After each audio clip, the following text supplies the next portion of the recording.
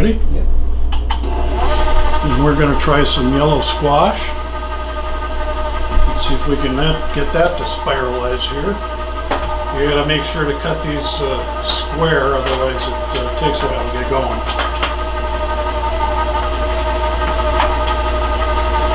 And again, when you look for these, you got to look for the ones that are not irregular shaped. So, but it's still working okay.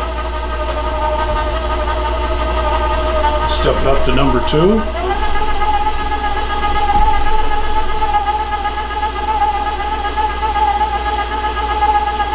And we're just going to add this to the zucchini, just add some extra color to it.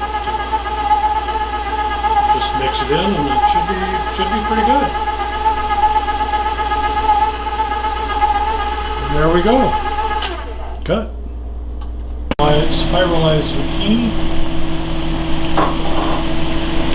It's almost done. And we have a really colorful hash here. It's really good. And I'm just going to serve that on a plate and put some poached eggs on. There's the sauteed zucchini. And that looks really yummy too. Thanks for watching.